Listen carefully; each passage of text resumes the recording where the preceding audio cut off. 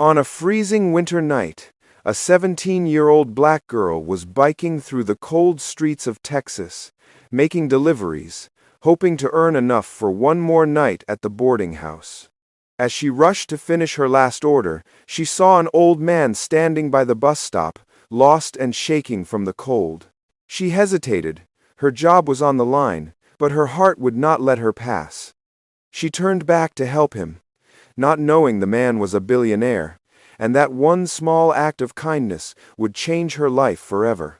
Before we continue, tell me where you are watching from, and do not forget to subscribe for more emotional stories.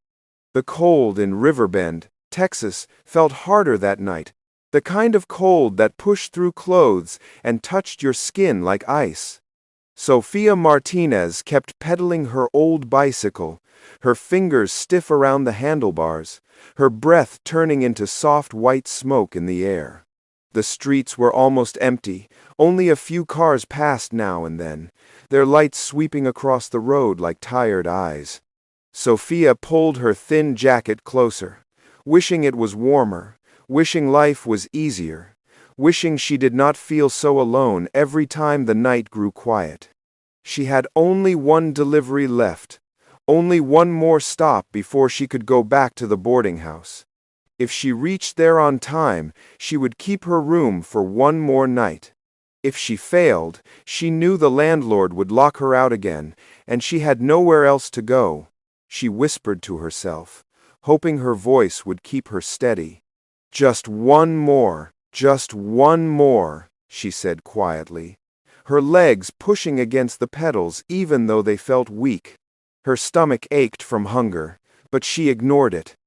She had learned to ignore many things in life, the empty feeling in her chest, the tired look on her manager's face every time he warned her, and the way people stared at her like her struggle was something she chose. She kept going, her eyes on the little map on her phone, praying the time would slow down. When she reached the old bus stop near the bridge, the wind grew stronger, brushing against her face. She was about to ride past when something made her slow down. Someone was standing there, right under the small cracked shelter, holding on to the bus sign like he would fall without it. She squinted through the cold air and saw an old man, shaking, bent slightly, his thin coat barely covering him. His hair was white, his face looked confused, and his hands trembled as if he had been out there for hours. Sofia's bike slowed on its own, her heart pulling her back even while her mind told her to keep going. Her eyes dropped to her phone. She still had a delivery to complete, and she had only a few minutes left. Her job depended on this one order. The boarding house depended on it too. If she stopped, even for a moment, she could lose everything. She bit her lip, trying to look away, trying to convince herself she had no choice. But the old man lifted his head slowly, almost like he felt her eyes on him. He looked around the empty street, his expression lost, his lips moving softly like he was calling out to someone who was no longer there. His coat blew open a little with the wind, and she saw how thin he was, how weak his legs seemed, how cold he must have been. Her chest tightened. Sofia stopped her bike fully, her breath heavier now, her heart pressing against her ribs in a slow, painful beat. She knew what her manager would say if she arrived late. She could already hear his voice, sharp and angry, telling her she did not care about her job. She could see the landlord pushing her things out the door again, telling her she was behind on rent, telling her rules were rules. She did not have room for mistakes. She did not have room for kindness. But kindness did not listen to fear. Sofia took a deep breath, turned her bike around, and slowly rode back to the bus stop. Her hands shook slightly as she placed one foot on the ground and stepped off the bike. She walked closer, her voice soft. "Sir," she said, "are you okay?" The old man blinked slowly, like he was waking from a dream. His lips trembled when he opened his mouth. I am trying to go home," he whispered, "but the bus is not coming." Sofia looked at the empty street. The buses stopped running an hour ago. She knew that. Everyone in Riverbend knew that. But the old man clearly did not. He held a small piece of paper in his hand, the edges wrinkled, like he had looked at it many times. "Do you live far from here?" she asked. He nodded weakly. "I think so," he murmured. "I cannot remember everything." Sophia felt something break inside her, something soft, something she had tried to protect for a long time. She took a step closer and gently held his hand. It was ice cold. "You cannot stay out here," she said, her voice shaking slightly. "You will freeze." He looked at her with eyes filled with fear and confusion, and something inside her said she could not leave him. She looked at her bike, looked at her delivery bag, looked at the time again, then closed her eyes slowly. "I am sorry," she whispered to herself. "I cannot leave him." She wrapped her scarf around his neck, tucking it in gently, then helped him toward her bike. "I will get you home, sir," she said. "Hold on to me." The old man nodded slowly, trusting her with all the strength he had left. Sophia climbed onto her bike, her legs heavy, her future uncertain, her heart full. As she began to pedal away from the bus stop, she did not know that the man she was helping was Richard Franklin, the billionaire everyone in Texas knew by name. She did not know that choosing kindness over her job would change her life completely. She only knew that she could not walk away from someone who needed her. The cold wind brushed her face as she pedaled into the dark street, her scarf gone, her job at risk, and her whole life about to shift in a way she never imagined. And this was only the beginning. The road ahead of Sophia felt long and quiet as she pedaled into the cold Texas night, her body already tired, her hands shaking from the freezing air. The old man held onto the back of the bike seat gently, his fingers weak, his breathing slow and uneven. Every time the wind pushed against them, Sophia felt her whole body fighting to stay balanced, fighting to keep moving, fighting to make sure he did not fall. She kept whispering to herself, telling herself to be strong a little longer, telling herself it would be fine. The old man shivered again, his voice low as he tried to speak. "It is colder than I remember," he said softly, his teeth pressing together as he struggled to stay warm. Sophia nodded, even though he could not see her. "I know," she said. "Texas gets cold when the night settles. We have to keep going. We cannot stop here."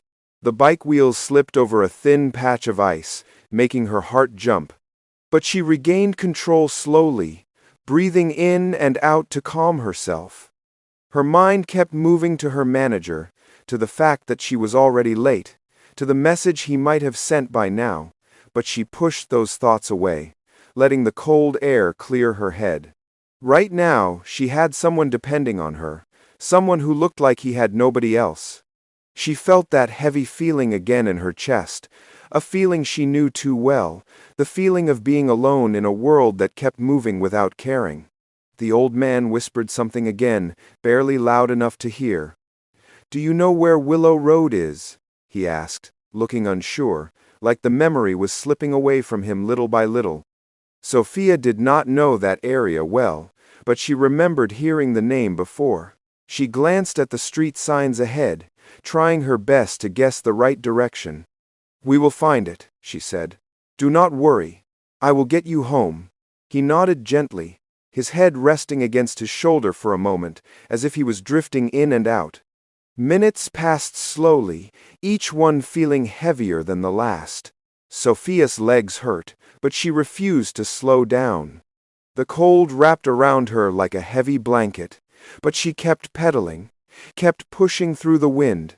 She felt the old man's hand tremble again, and she turned her head slightly. "Are you okay?" she asked. He took a shaky breath. "I am trying," he murmured. "I am just tired." Sophia felt something tighten deep inside her as she listened to his voice fade and rise again. She reached a small streetlight, the only one working in that part of Riverbend, and stopped for a moment to catch her breath. The old man looked weaker than before, his eyes half closed, his lips pale from the cold. Sophia pulled the small blanket she carried inside her bike basket and wrapped it over his shoulders. Here, she said, this will help a little. I need you to stay awake, please. He nodded slowly, gripping the blanket close to his chest as he breathed in. Sophia checked her phone again, hoping maybe her manager had not noticed her delay, but the screen showed 2 missed messages and 1 missed call. Her throat tightened as she turned the screen off quickly. She could not think about that right now. She could not think about the room she might lose, or the job that was already slipping away from her hands. She looked back at the old man and reminded herself why she stayed. She reminded herself that kindness mattered, even when the world punished you for showing it. As they continued forward, the road slanted upward, and Sophia felt the bike grow heavier under her feet. Each push was slower, each breath deeper, each moment louder in her mind. The old man leaned forward slightly, trying to help without saying anything. She felt his weight shift, and she steadied the bike again. "Almost there," she whispered, even though she had no idea how close they were. She just needed him to believe it. She needed herself to believe it too. Finally, after struggling up the hill, they reached a small stretch of houses with dim porch lights glowing in the distance. The old man's eyes opened wider when he saw the familiar shape of the street. "I think this is close," he whispered, lifting the paper in his hand but unable to read it clearly. Sophia rode slowly, scanning each mailbox. When she reached a house with a white gate and a porch light that flickered softly, the old man touched her shoulder gently. "This is it," he said, his voice wavering. Sophia stopped the bike, her legs trembling under her as she helped him step down carefully. He held onto her arm, steadying himself, his body weak and tired. She guided him to the white gate and knocked on the door. For a moment, there was no sound, only the wind moving through the trees. Then the porch light brightened, and the door opened. A middle-aged man stood there, wearing a housecoat, his eyes widening as soon as he saw the old man. "Sir," he said with shock, "where have you been? We were so worried." Sophia stepped back, unsure if she should stay or leave. She did not want to make trouble. The man turned to her with deep gratitude in his eyes. "Thank you," he said, his voice full. "Thank you for bringing him home." The old man looked at her with a small, tired smile. "You are very kind," he whispered. "I wish the world had more people like you." Sophia felt tears push at her eyes, but she blinked them away gently. She handed the man the blanket and stepped back toward her bike. "I am glad he is safe," she said softly. She wanted to say more, but her voice felt trapped in her chest. She grabbed her handlebars, ready to ride back into the night, not knowing that this small act of kindness would soon turn her life upside down, not knowing that she had just helped the richest man in Riverbend, not knowing that the world she knew would soon break open in ways she never saw coming. The cold air hit Sophia again as she pedaled away from the white gate, her hands shaking from the long ride and the freezing night. The streets of Riverbend were almost silent now, silent in a way that made her feel even smaller than before. She tried to focus on the road, but her mind kept drifting back to the old man she had helped, the way he looked at her like she mattered in a world that rarely saw her at all. She wanted to feel proud, she wanted to feel like she had done something good, but fear sat heavy in her chest. Her job, her room, her life, everything she was trying to hold together felt as if it was slipping through her fingers like sand. She knew she was late. She knew her manager would not forgive her. She knew trouble was waiting for her the moment she reached town. As she turned the corner toward the boarding house, her bike slowed on its own. Something felt wrong. The building was too quiet. The warm light that usually shone through the hallway window was gone. The sign above the door swung slightly in the wind, making a soft creak that echoed through the empty street. Sophia's heart dropped. Her bike rolled to a stop. She stepped off slowly, her feet heavy, her breath unsteady. Then she saw it. Right by the door, sitting in a cheap plastic grocery bag, were her belongings. Her clothes, her toothbrush, her old cracked phone charger, even the small framed picture of her mother. Snow rested lightly on the bag, as if it had been sitting there for a while. Sophia blinked hard, hoping she was wrong. She walked toward the door and reached for her key with shaky hands. She pushed it into the lock. It did not turn. She tried again. Still nothing. Her hands trembled as she pressed her forehead against the cold door. "No," she whispered, her voice breaking. "Please no." A small note was taped right above the lock. The ink was messy, written with thick black marker. Rent late, lock changed. Sophia felt the world tilt slightly, like her legs had forgotten how to hold her. She knocked, first softly, then harder. "Mr. Barnes," she called, her voice cracking.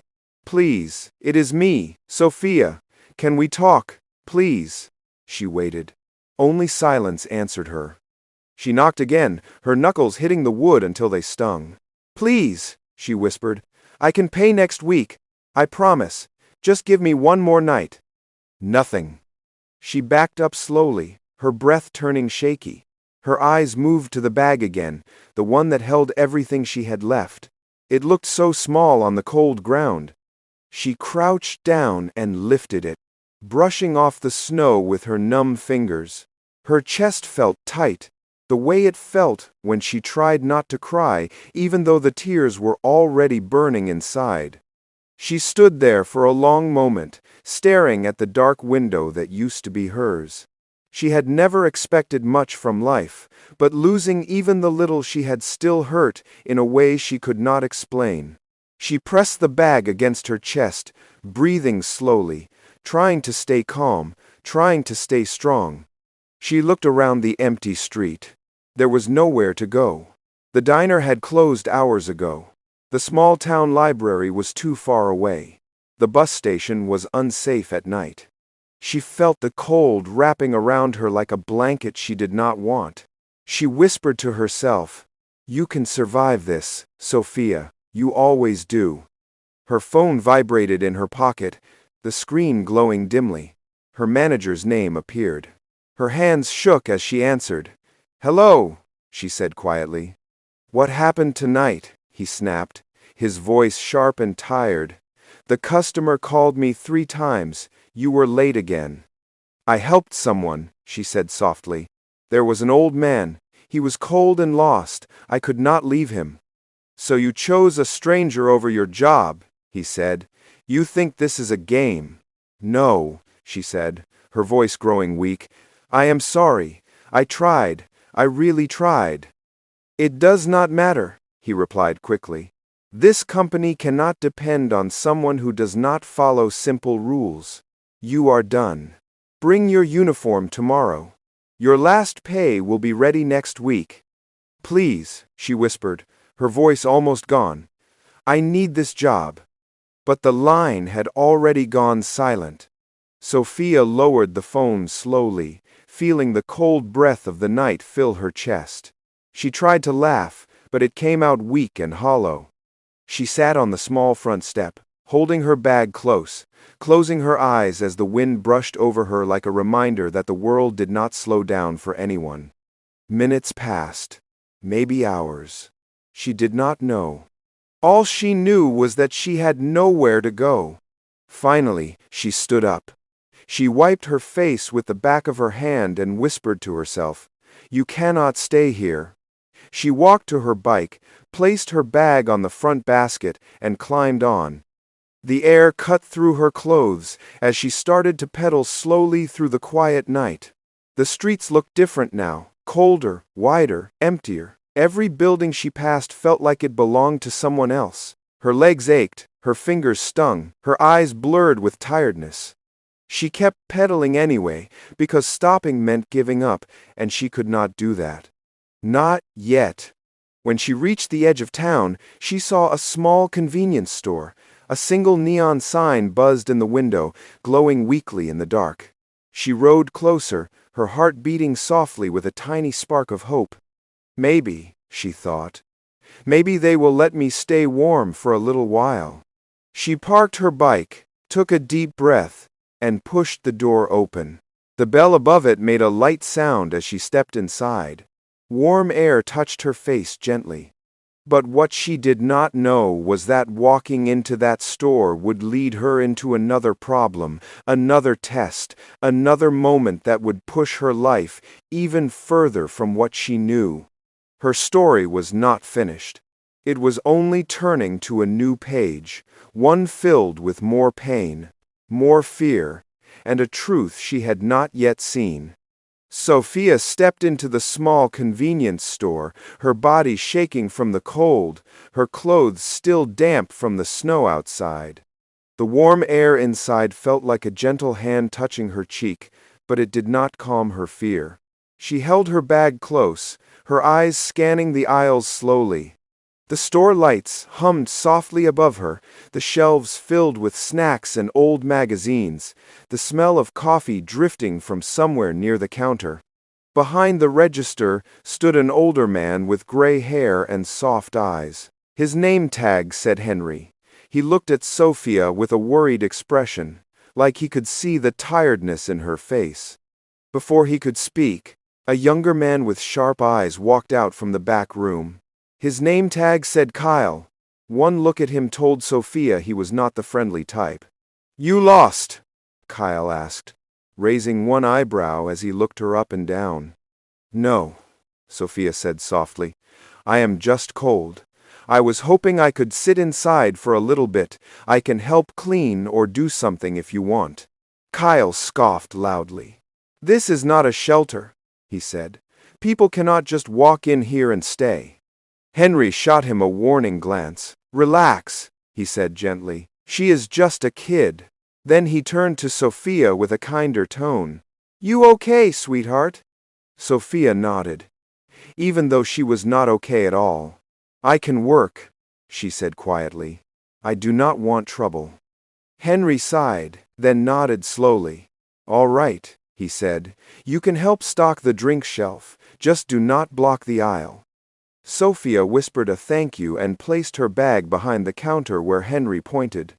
She rolled up her sleeves and moved slowly to the drink cooler, her legs still weak from hours of riding.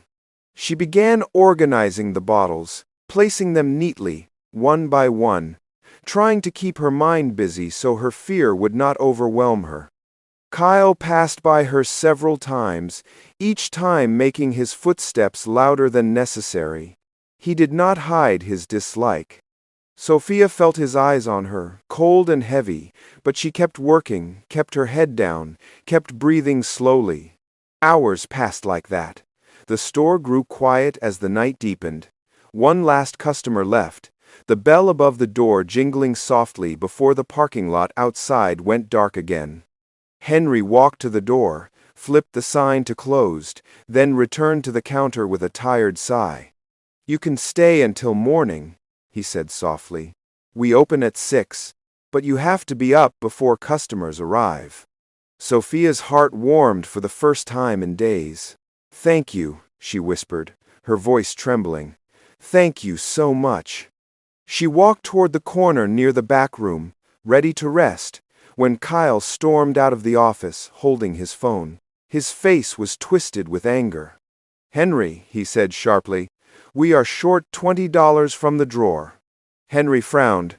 "Maybe you miscounted," he said calmly. "No," Kyle snapped. "I checked before she came in." His eyes shot straight to Sophia. Sophia froze. "I did not take anything," she said quickly, her hands rising slightly. "I did not even go near the register." Kyle stepped closer, his voice rising. "Do not lie," he said. "You people always have an excuse." Henry's face hardened at those words. "Kyle," he said slowly. "Enough." But Kyle was not listening. "First, she walks in here like she owns the place," he continued. "Now money is missing. What a surprise." Sophia felt her throat tighten. "You can check my bag," she said. "I do not have anything." Kyle smirked. "Oh, I will!" Henry stepped between them before Kyle could move. "Nobody is checking anything," Henry said firmly. "We will check the camera footage." Kyle's smirk faded slightly, but he tried to hide it. "Fine," he said. "Let us check." Henry walked into the office and closed the door. Sophia watched through the glass window as Henry clicked through the footage. Kyle stood beside her, arms crossed, his eyes still filled with suspicion. A minute later, Henry stepped out, his face blank. "The footage between 11:30 and 12 is missing," he said. Kyle shrugged with a fake innocent look. "Well," he said, "we will never know, but I know what I saw." Sophia's eyes filled with tears she refused to let fall. "I did not take your money," she said softly. "I would never do that." Kyle stepped forward again. "Then where is it?" he demanded. Sophia shook her head. "I do not know." Kyle scoffed. "Of course you do not know," he muttered. "This is why we cannot trust people like you." "Enough," Henry said loudly, stopping him. But Kyle ignored him. "Get out," he said to Sophia, "before I call the cops." Sophia felt her heart drop, the warmth she had felt earlier disappearing. She reached for her bag slowly, her hands shaking. "Wait," Henry said, his voice low but firm. "She is not leaving until I check the backup camera." Kyle froze, panic flickering across his face. "What backup camera?" he asked quickly. "The one by the cooler," Henry said, his tone cold now. "The one you forgot about." Kyle's face drained of color. Henry pressed play on the screen behind the counter. The footage showed Kyle opening the drawer around midnight, slipping a bill into his jacket, then walking to the office. The store went silent. Sophia stared at the screen, her breath soft, her eyes wide. Kyle opened his mouth, but no words came out. Henry stepped closer to him. "Get your stuff," he said. "You are fired." Kyle grabbed his coat, muttering angry curses, and stormed out. The door slammed behind him, the bell above it shaking hard before settling again. The store became quiet once more. Henry turned to Sophia. "Are you okay?" he asked gently. Sophia nodded, though her voice trembled. "I did not mean to cause trouble." "You did nothing wrong," Henry said. "He did." Her chest loosened a little. "Thank you," she whispered. Henry handed her a blanket. "The back room has a cot," he said softly. "You can rest there. You are safe here." Sophia walked into the back room, the blanket pressed against her chest, her steps slow and heavy. As she sat on the cot, the warm air touching her skin, she whispered a small, tired thank you, not knowing that the biggest change in her life was still on its way, coming faster than she could ever imagine. Sophia woke before sunrise, her body still tired, but the warmth of the little back room made it easier for her to breathe. For a moment she forgot where she was, then everything rushed back, the cold night, the old man, the boarding house, the store, the argument, and the way Henry stood up for her when no one else did. She sat up slowly, rubbing her eyes gently as she listened to the soft hum of the heater. The air outside the room was quiet, but she could hear Henry moving around near the counter. She folded the blanket neatly and placed it on the cot, then picked up her small bag. She wanted to thank him again, but she did not know if her words would be enough. She walked toward the front of the store, her footsteps soft on the floor. Henry looked up when he saw her. "Morning," he said with a tired smile. "Morning," she replied softly. "Thank you again for letting me stay." "You needed help," he said, "and you deserved it." He handed her a small cup of warm coffee. "Here, drink this before you go." She held it with both hands, letting the heat warm her fingers. "I do not know where to go next," she admitted, her voice small. "I know," Henry said gently. "But things have a way of turning around when you least expect them." Before Sophia could answer, she heard the sound of a car engine outside. It was deeper than most cars in Riverbend, smoother, like something expensive. Henry turned his head toward the window. You expecting someone? He asked. Sophia shook her head quickly. No, she said. I do not know anyone with a car like that. Henry walked toward the window and peered outside. It is a black car, he said. Looks like it belongs in the rich part of town. Sophia felt her stomach twist. She walked to the window slowly. A shiny black car was parked in front of the store, steam rising from the exhaust in the cold morning air. A tall man in a dark coat stepped out, closing the door with a soft sound. He looked around calmly, his eyes searching the store windows until they landed on her.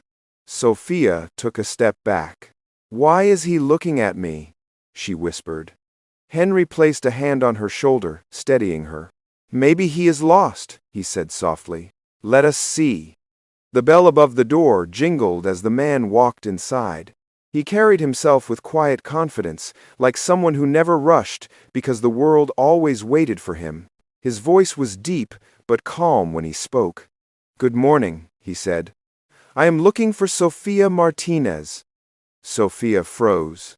That is me, she said, her voice barely above a whisper. The man nodded once. My name is Jason, he said. I work for Mr. Richard Franklin. Sophia blinked. Who? She asked softly. Richard Franklin, Jason repeated. The man you helped last night. Sophia's breath caught. The old man. The one from the bus stop. She stepped forward slowly. Is he okay? She asked quickly. He is safe, Jason said. He remembered you the moment he woke up. He wanted to thank you. Henry watched, eyebrows raised with surprise. You helped Mr. Franklin, he said quietly. You mean the billionaire who lives on the hill? Sophia's mouth fell open slightly. She looked at Jason again. I did not know who he was, she said. I just saw he needed help. Jason reached into his coat and pulled out a folded piece of paper. He asked me to bring this, he said. Sophia took the paper with trembling hands. When she opened it, she saw her own handwriting, her name and number written on the old store receipt she had torn the night before. She gasped softly. He kept it, she whispered. He held it all night, Jason said. And this morning he asked me to find you. Sophia stared down at the paper, her heart squeezing with a strange mix of fear and hope. Why? She asked quietly. Because he wants to see you, Jason replied. He wants to thank you himself. Sophia looked at Henry, unsure. Should I go? She asked. Henry nodded slowly. Yes, he said softly. You helped him when no one else did. Go see what he wants. Sophia took a long breath, then nodded. She followed Jason outside, the cold morning air brushing against her skin as she stepped into the quiet street. Jason opened the back door of the car. Do not worry, he said. You are safe. She climbed inside slowly. The seat was warm, the smell of leather soft in her nose. As the car pulled away from the store, Sophia watched Riverbend pass by through the window. The small shops, the quiet houses, the cold streets she had ridden through last night. Everything looked different from inside a car like this. Jason spoke gently from the front. Mr. Franklin remembers everything now, he said. He said you helped him when he felt lost. Sophia nodded slowly. I just did what my mother taught me, she said softly. Help people when you can. He said the same thing, Jason replied. The car turned into a long driveway lined with tall trees, their branches covered in thin frost. At the top stood the white house Sophia had seen the night before. It looked even larger in the daylight, clean and quiet, like something from another world. When they reached the front door, it opened slowly. Richard Franklin stood there, wearing a soft sweater and holding a cane. His eyes were clearer now, not confused like before. He smiled gently when he saw her.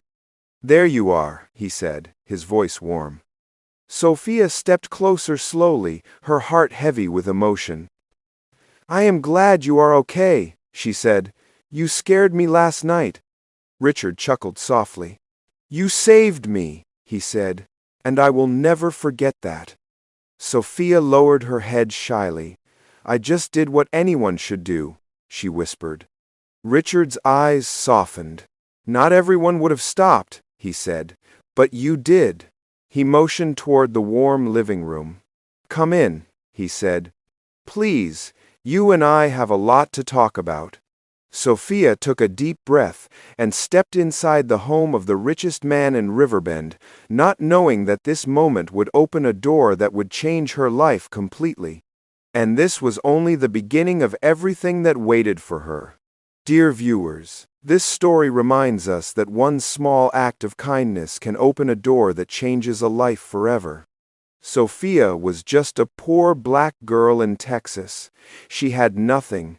She had no home, no job, no safety, but she still stopped to help someone everyone else ignored. That simple choice became the reason a billionaire found his way home, and it became the reason her life took a new path. This story teaches us that kindness is never wasted, even when the world feels cold, even when people treat you unfairly, even when life tries to break you. Sophia had every reason to walk away, but she chose compassion, and that compassion built a future she never expected. Dear viewers, tell me where you are watching from, and tell me what you learned from this story. Your comments mean a lot, and they help us bring more emotional stories to you. Do not forget to like, subscribe, and share this video with someone who needs hope today. If you want more emotional stories like this, comment "more stories," and you will be the first to get our next powerful story. Before you go, answer these 3 questions in the comments. 1. What would you have done if you were in Sophia's shoes that cold night? 2. Do you think kindness still matters in today's world? 3. What lesson from this story touched your heart the most? Thank you for listening. Thank you for supporting us, and thank you for being part of this family.